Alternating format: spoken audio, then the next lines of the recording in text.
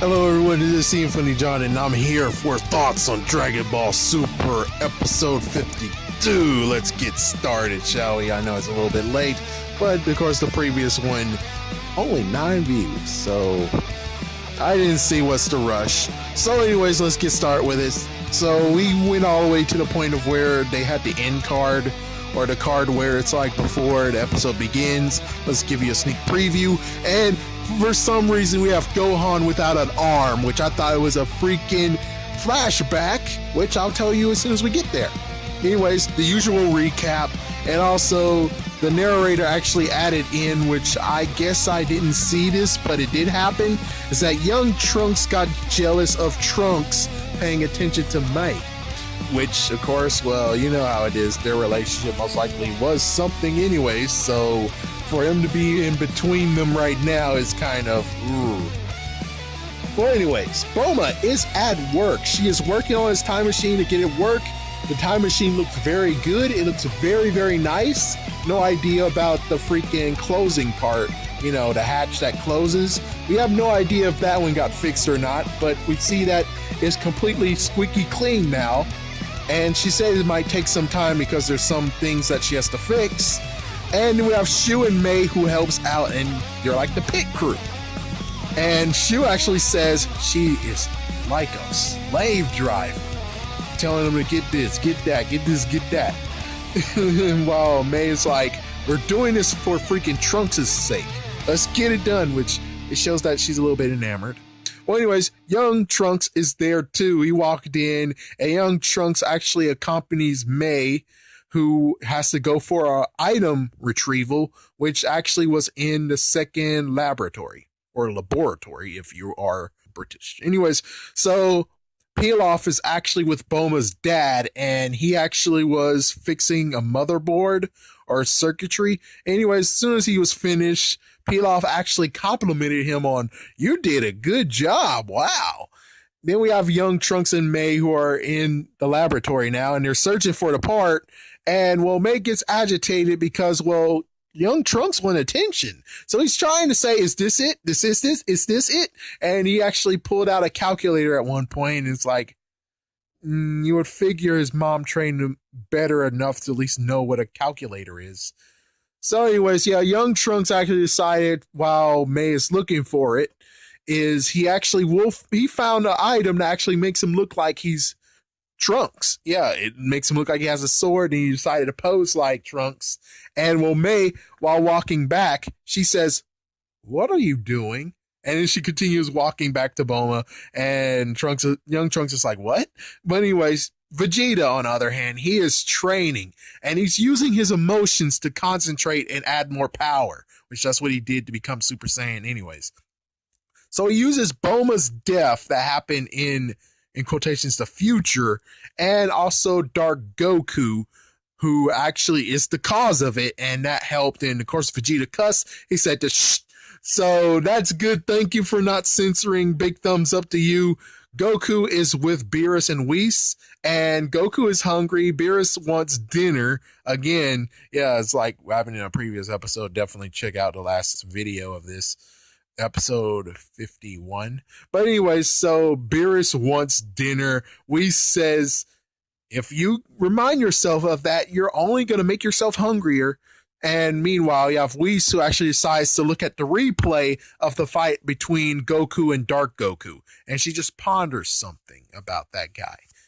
Meanwhile, you have Trunks who is trying to get some rest, but thanks to Dark Goku's destruction of some of the, in quotations, future planet or whatever, and you have Mai's death, that got him on edge, and he woke up with his sword about to freaking strike someone.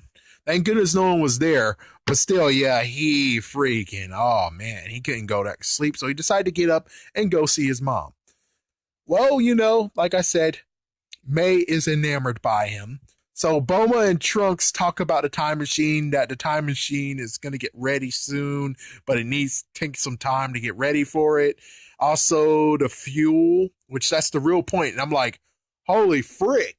It's like, so you're telling me the thing where I was like, this is pointless. Why the hell you give Monaka to do this one thing? It turns out that blue goop, which I'm like, oh, holy frick. So that thing that happened in that episode where Goten and Trunks became stowaways, turns out that was not even a throwaway thing. That had meaning behind it. And I'm like, oh my gosh. So, yay. Yeah, she got one drop, so now she knows how to do it coincidentally, which is like, oh, well, no idea if they just threw it in or they just did it to be like, ha ha ha. But anyways, it turns out that in Trunks' world, I'll say Trunks' world, not in the future, it took them half a year to get a full tank of it to fill. Yeah, to get filled. But it turns out that with all the technology they have before the whole mayhem and crap, it turns out that it'll just take one day to get one fill up. Nice. So Trunks actually offers Bulma to get some help for it. And Bulma's like, nah, I got these freeloaders, which is basically Pilaf and company, the freeloaders to help out. And I'm like, wow. But anyways, she wants him to change his clothes, which there were some clothes that he could have changed into, but he passed on them. So she wants him to change clothes and relax. So it was a nice mom and son moment where they wave goodbye and stuff while he goes.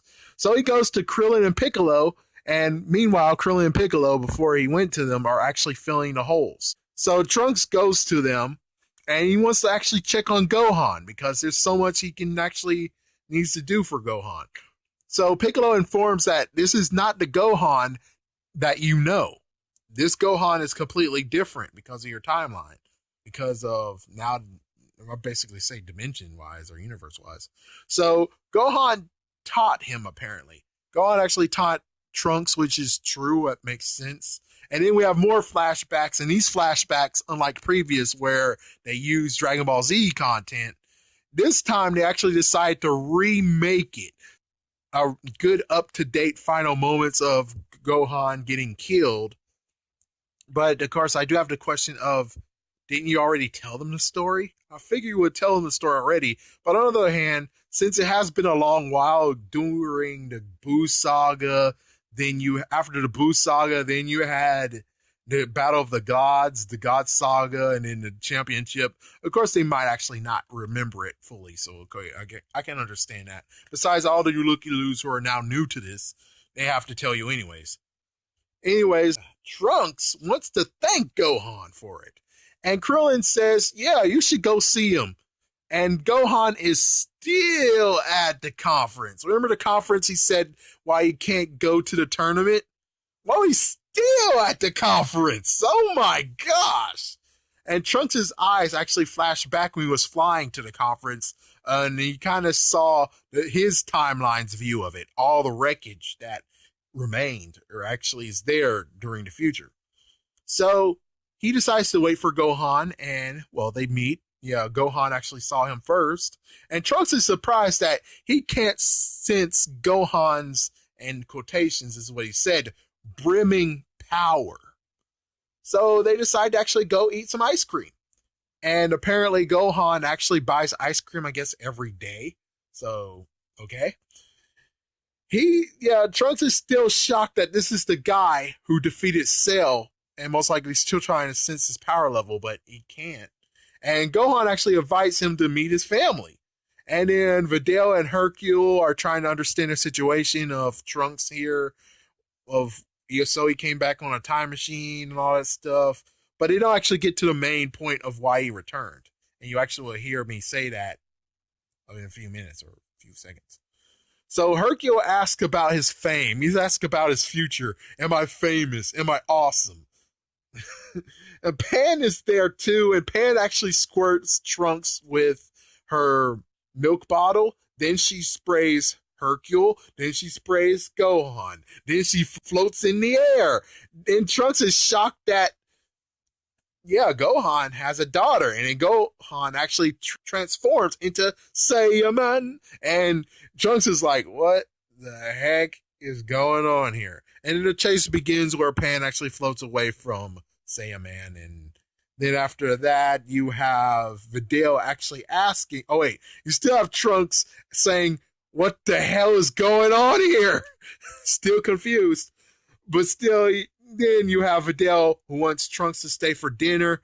Apparently, Videl is a good cook, and so he says yes. I mean, Hercule actually shows him what happened in episode 3/4. I don't remember exactly, but I think it's episode 4. It was episode 4, maybe. I think it was episode 4. So yeah, he actually shows what happens where he goes against this galactic warrior and how he won it. And Trunks wonders, what is he doing here while the future is still in peril? In quotations, future. Trunks gets to watch Pan alone because, well, Videl needs Hercule's help. So Pan, which is quite cute, yeah, it's all so cute moment. And she kind of actually fights him. She kind of squabbles. She actually pulls his nose, and then after that pulls his hairs, and she actually floats and kicks him in the gut, and well, actually in the chest, and it gets very, very crazy. It's like, wow, she's an unruly baby. And she even at one point had a hold of his sword, trying to pull it out. Oh, frick. And as soon as Gohan walks in, we see that the room is an entire mess, and she's still trying to get that freaking sword out. While all this was happening, I just had to say, GT, GT, GT, because, well, remember, in GT, you had Pan, who was the main character, along with Trunks. So as soon as I get Gyro into this, I'll say Uno out, man. You guys are really trying to push the envelope of saying, wink, wink, wink, GT, wink, wink, wink, even though you're not going to ever mention it. Anyways, Gohan and Trunks hangs outside while Pan is playing in the sand. They're on a swing set. And eventually they get to the father-daughter moment where he actually just lifts her in the air and she's just giggling. And Trunks says that he's seen a side of Gohan he never seen before. Because remember, when he was dealing with Gohan, when he was with Gohan, it was when against the freaking damn androids, and, well, the androids didn't let up. They were freaking damn relentless. Meaning that he always had to be serious and never really actually got to enjoy stuff, show his gentler side or anything. Well, anyways, it's time for dinner. Pan is a little bit sleepy. Trunks is like, if Dark Goku didn't show up, oh my gosh, May, my mom, and me would be having dinner. Nice, decent dinner. Just like what we're about to do. This kind of breaks Trunks. He actually was about to cry. But luckily he had to pull himself together because it's dinner time. So they cut what happens in dinner, and then it's time to go. He might return. Pan actually says goodbye. Hercule offers training, which, of course. And Videl actually is the one who asks, why did he return? And, well, all of them are in the dark. Hercule doesn't know. Gohan doesn't know. Videl doesn't know. So they're all in the dark on this of why he returned. And it's a good idea not to even make them say, oh, fuck. Gohan, you don't need to do academics now. They need you.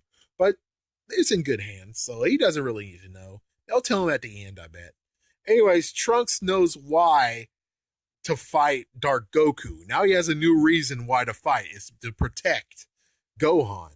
Yeah, protect Gohan in the life that he has here and everything else. Yeah, he found a new reason to fight. A new reason to power up. And hopefully maybe that'll get him to Super Saiyan 3 or something. I'm not sure. So anyways, the freeloaders, I had to use Bulma's term. So the freeloaders are eating. Trunks is there too. Piccolo, Krillin, Vegeta, and Bulma are there as well. Trunks decided to finally change clothes. Goku, Beerus, and Whis are all going to Universe 10. This, because the reason why is that the Kai that, I'm like, wait. The Kai that was in the freaking damn end card of the intro, yeah, it's like, yeah, that's where he's located, apparently. This guy has the same Kai as Dark Goku. I know I jumped the gun, but I had to say something. Well, anyways, Beerus already ate, so he's stuffed. And Goku wonders who is Dark Goku. He's like, so you guys know who he is? And Goku got so excited, he almost just, I don't know what happens if you let go if they're speeding like that. So Goku had to freaking pull a funny moment where he was holding on to Beerus and his ears and everything, and Beerus was like, what the frick you're doing? Stop doing this. And he finally got to the point of where he could sit back down again. Well, that's the moment. And again, we end with the freaking Kai. The 1 earring, might be wearing the same clothes, kind of, and he's green. So yeah, it's the same Kai that we always had questions about. Why do you have him in the title? Which is kind of a spoiler, I guess. So at least the good news in Funimation version, hopefully they will do that. So that means that it'll be a nice little mystery instead of, who's that guy? Yeah, and then later on it's like, oh, so we were staring that guy in the face. I was kind of hoping that was the same Kai who actually held Trunks when it came to the whole Majin Buu thing. But anyways, I'm done. This is a good episode, a decent episode, very nice. So thank you for watching, and definitely push a like. Push a like, and as many likes as I get, I will say, okay, I'll do it on Monday. Make sure you pass this around, get more viewership too. That will help. But of course, if you just do the same thing that happened last time, it's going to become like a not really dire situation. Anyways, thank you for watching, and have a great day.